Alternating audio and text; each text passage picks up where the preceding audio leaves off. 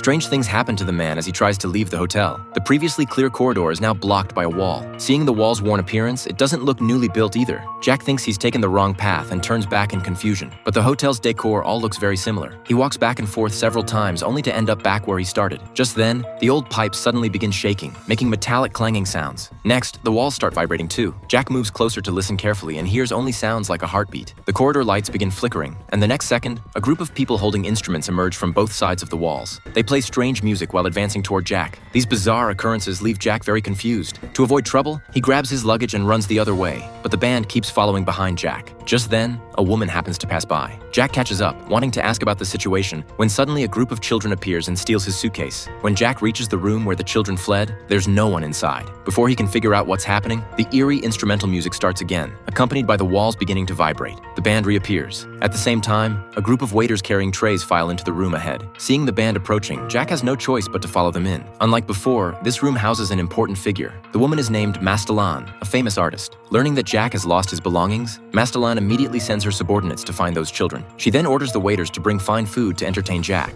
But Jack only wants to retrieve his suitcase and quickly leave this strange place. While Jack waits anxiously, 4 servants carry in a bathtub. It's Mastellan's bathing time. Jack is then pushed and shoved out by the crowd. In the crowded throng, Jack suddenly spots the hotel owner who received him last night. But now he's powerless and can only be pushed and carried out of the room. The corridor is very chaotic. Because he's wearing a black uniform, Jack is mistaken for a waiter by a woman. This is how he ends up in the restaurant. Jack discovers that besides the busy chefs in the kitchen, the most eye-catching thing is the ingredients. Every dish seems to be made with eggs. There are various types of eggs being continuously delivered to the kitchen by a conveyor machine. Jack stands there not knowing what to do when the manager forcibly puts an apron on him and he begins working. The reluctant Jack becomes the target of others' jealousy because everyone else here worked for years to get a kitchen job, while Jack, after just a few minutes, gets to work here. Jack hastily explains that he's just passing through, but the man across from him, as if seeing something terrifying, suddenly looks down and starts working. Jack turns to look. The head chef is standing nearby watching them with a stern expression, but Jack doesn't care and even starts performing in front of the head chef. The head chef just watches for a few moments, then leaves. The chefs live in collective dormitories. Though the living conditions are basic, they're all very happy after work, taking out their few instruments to sing and dance together. Just then, Jack hears a strange sound, so he goes outside the door to listen carefully and locate the source. The sound is like 2 walls squeezing toward the center, causing wooden boards to make cracking noises. Jack gets a bold idea.